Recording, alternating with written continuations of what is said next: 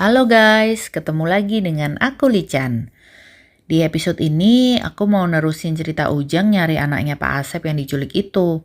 Terakhir kemarin mereka udah sampai ke gua tempat tinggal Kalong Wewe itu kan? Nah, mari kita lanjutkan. Let's go to the story.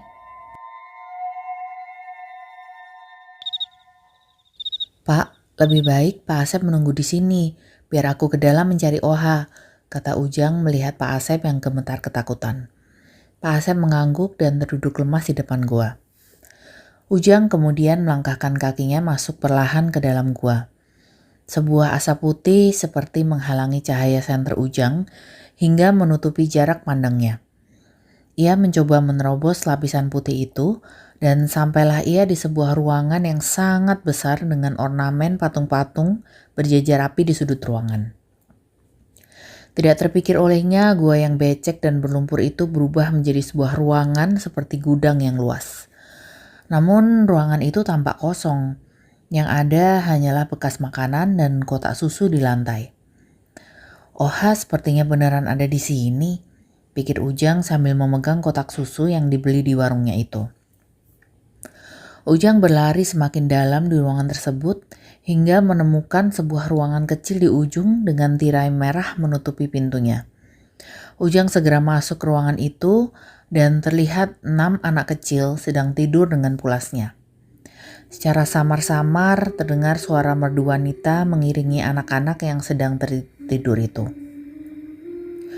Terlihat dia sangat menyayangi anak-anak itu karena tangan pucatnya membelai rambut mereka dengan penuh kasih sayang. Namun Ujang tidak melihat hal ini sebagai hal yang bisa dibiarkan karena anak-anak itu sudah punya orang tua yang mencari mereka dengan khawatir. Seketika ia berteriak, "Oha! Bangun Oha!" Teriakan Ujang membuat kaget wanita itu. Merasa dirinya terancam, ia berubah menjadi kelelawar dengan telinga panjang dan gigi tajam. "Kamu siapa? Mau apa di sini?" tanyanya dengan marah. Ujang terus berteriak mencoba membangunkan Oha. Namun tampaknya Oha tidak mendengar apapun dan tetap tidur dengan lelap. Kalong Wewe itu tampak semakin marah. Ia mengeluarkan sayap yang sangat besar dan beberapa kali dikepakkan ke arah Ujang, membuat Ujang mundur beberapa langkah. "Tukang warung, mau apa kamu kesini? Aku tidak ada urusan denganmu," kata kalong itu sambil berjalan perlahan ke arah Ujang.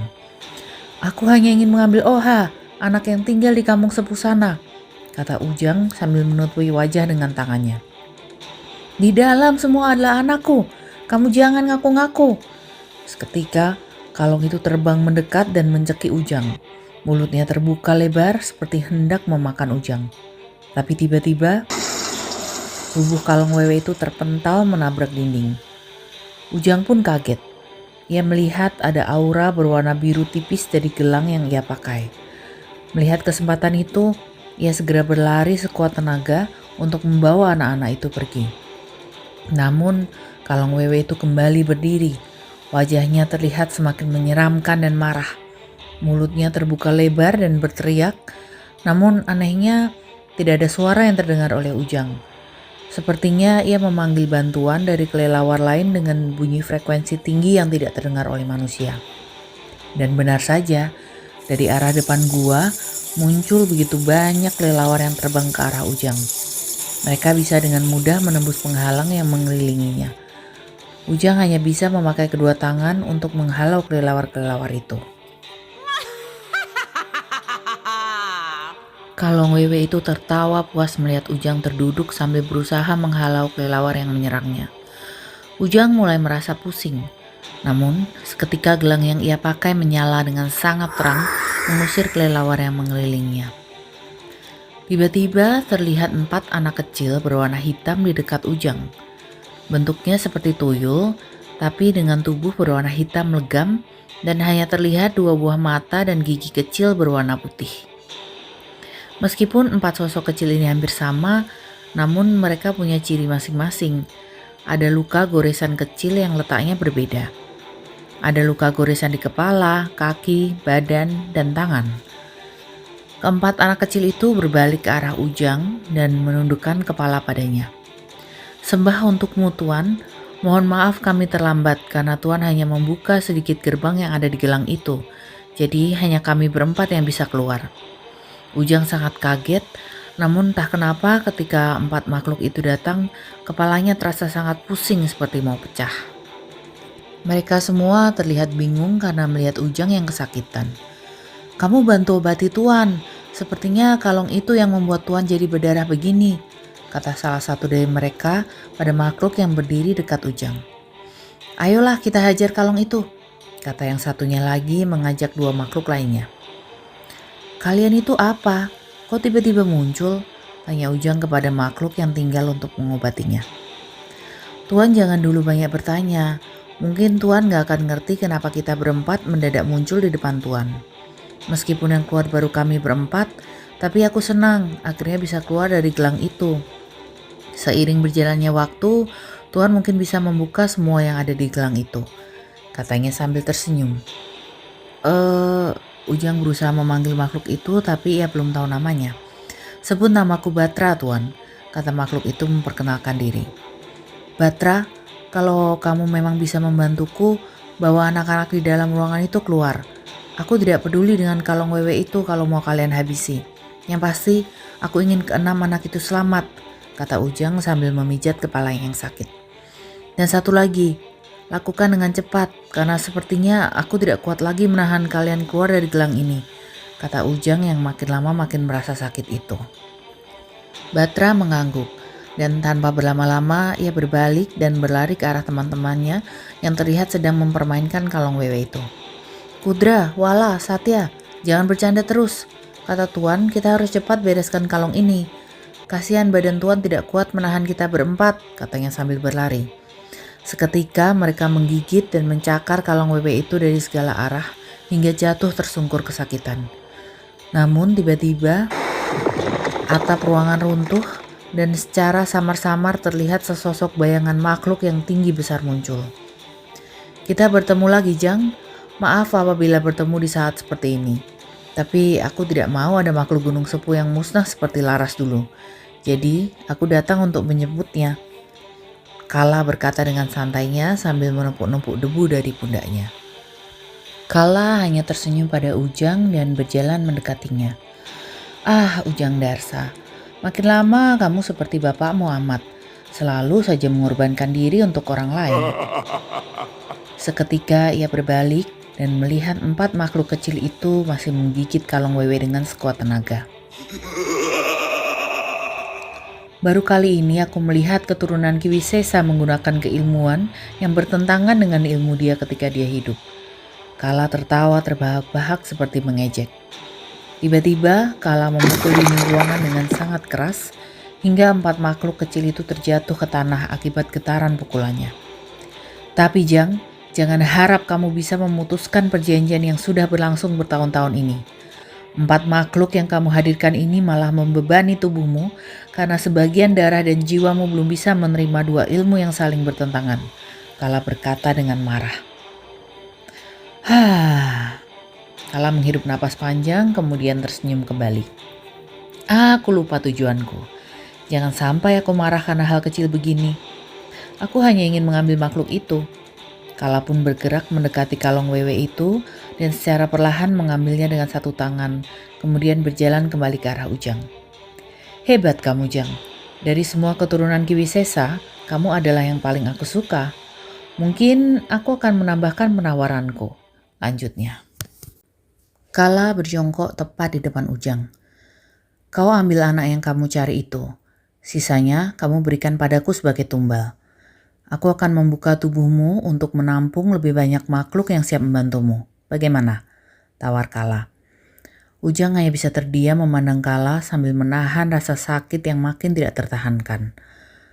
"Ya sudah, sepertinya aku harus menunggu lebih lama untuk membuatmu menyerah akan takdirmu ini." Kala berjalan menjauh sambil membawa kalung wewe itu di pundaknya. Seketika ruangan menjadi gelap gulita. Hanya cahaya dari senter HP-nya yang masih menyala. Terlihat Batra, Kudra, Wala, dan Satya datang mendekati Ujang sambil membawa semua anak termasuk Oha. Kemudian mereka membantu Ujang yang lemas keluar dari gua itu bertemu kembali dengan Pak Asep yang sangat berterima kasih. Tak jauh dari sana, terlihat 3 buah bayangan sedang memperhatikan Ujang dari tebing Lowi Jurik. Satu bayangan duduk dengan santai di pinggir tebing, dan 2 lainnya berdiri di belakangnya. Sepertinya anak itu bisa menjadi harapan kampung sepuh, kata bayangan yang sedang duduk. Kita tunggu saja apa yang akan dia lakukan selanjutnya. Cepat atau lambat, ia akan meminta bantuan kita untuk memutus perjanjian leluhurnya, kata bayangan di belakang. Bayangan lainnya tersenyum, kemudian menggerakkan tangan ke atas sambil membaca mantra. Entah apa yang dia lakukan, namun perlahan-lahan sinar bulan yang redup itu semakin terang menyinari Lowi Jurik. Cahaya itu akan membantumu sembuh secara perlahan. Aku akan membawa pesan kepada manusia di kampung untuk membantumu keluar dari tempat ini. Jadi bertahanlah hingga pagi tiba, Jang. Salah satu bayangan terbang menjauh, disusul 2 bayangan lain yang ikut menghilang dari tebing itu. Mata Aki Karma secara tiba-tiba terbuka. Keringat dingin mengucur di tubuhnya.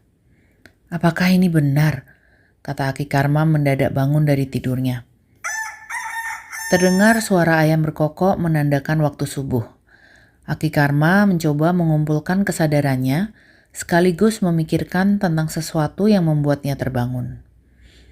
Tak lama, ia segera berlari keluar rumah meskipun langit masih gelap. Kampung sepuh masih sepi, tampaknya warga masih terlelap. Aki Karma berlari melewati gang kecil sampai ke sebuah rumah di ujung gang. Itu adalah rumah Pak Asep yang kini tampak sepi, walaupun lampu rumahnya menyala. Punten Pak Asep, Bu Asep, punten. Aki Karma mengetuk-ngetuk pintu rumah Pak Asep. Aki Karma, ada perlu apa Ki? Kata Bu Asep yang membukakan pintu. Bu, Pak Asepnya ada nggak Bu? Tanya Aki Karma. Bu Asep terdiam sejenak karena dia tahu apa yang dilakukan suaminya dari semalam. Gini Ki, si bapak teh semalam keluar, katanya mau nyari Oha ke Lowi Jurik. Dia bilang akan ke warung dulu minta bantuan Ujang. Tapi sampai sekarang bapak belum pulang Ki, kata Bu Asep dengan sedih. Bu, punten pisan, ibu bisa bangunin warga kampung ya. Bilang Aki Karma menunggu di warung. Aku harus cek sesuatu ke warung dulu Bu, kata Aki Karma sambil berbalik badan dan terburu-buru berlari untuk mengecek warung. Cahaya matahari secara perlahan menampakkan sinar hangatnya. Terlihat Pak Asep yang tertidur dengan Oha di pangkuannya. Tampaknya Pak Asep sudah memindahkan Ujang dan anak-anak lain ke dekat tebing di sebelah mulut gua, berharap Ujang segera sadar terkena sinar matahari pagi. Sinar matahari itu menyorot tepat ke wajah dan badan Ujang, sehingga perlahan ia membuka matanya. Namun anehnya tidak terlihat sama sekali bekas gigitan kelelawar semalam. Ada sesuatu yang menutup lukanya secara perlahan dan hanya menyisakan noda darah di bajunya. Tak lama setelah Ujang bangun, terdengar teriakan dari jauh. Jang, Asep, kalian di mana? Aki Karma berteriak sepanjang jalan bersama dengan warga lainnya. Butuh waktu 2 jam lebih untuk proses penyelamatan Ujang, Pak Asep, dan anak-anak yang mereka selamatkan. Jang, tinggal kamu yang terakhir, kata Aki Karma berteriak pada Ujang. Ujang mengangguk dan berjalan melewati aliran sungai. Sekilas ia melihat gua yang besar itu. Sempat ia berpikir tentang Kala yang datang ke dalam gua. Kala kembali mengejeknya malam itu, dan ia pun sadar kemampuannya tidak bisa disetarakan dengan sang penguasa Gunung Sepuh. Perjalanannya masih terlalu sulit dan berbatu.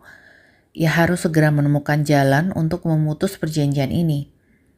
Jang, ayo jangan bengong. Kita masih harus memberikan kabar pada orang tua anak-anak ini di kampung Parigi. Teriak Aki Karma yang melihat Ujang berdiri diam melihat mulut gua. Ujang pun kemudian kembali berjalan menyusul Aki Karma dan warga kembali ke kampung. Siang itu kampung sepuh terlihat ramai. Banyak orang tua anak yang hilang dari kampung Parigi datang. Pak Caca dan aparat desa pun ikut datang setelah mendapatkan berita di pagi itu. Jang, Ki, aku sebagai ketua kampung Parigi sangat berterima kasih kepada kalian semua. juga para warga yang membantu mencari anak-anak yang hilang ini. Sepertinya Louis Jurik harus ditutup supaya anak-anak tidak bermain ke sana lagi, kata Pak Caca. Kemudian secara perlahan Pak Caca mendekati Ujang untuk membisikkan sesuatu. Soalnya aku tahu ini pasti ada hubungannya dengan makhluk Gunung Sepuh. Meskipun aku tidak tahu kejadiannya.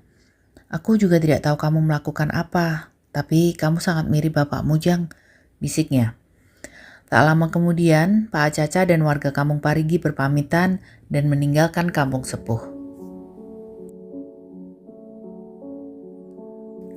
Wah, Ujang tambah keren ya, udah punya kekuatan baru dari gelang keluarga ibunya. Tunggu kelanjutan ceritanya makin seru di malam minggu nanti ya. See ya!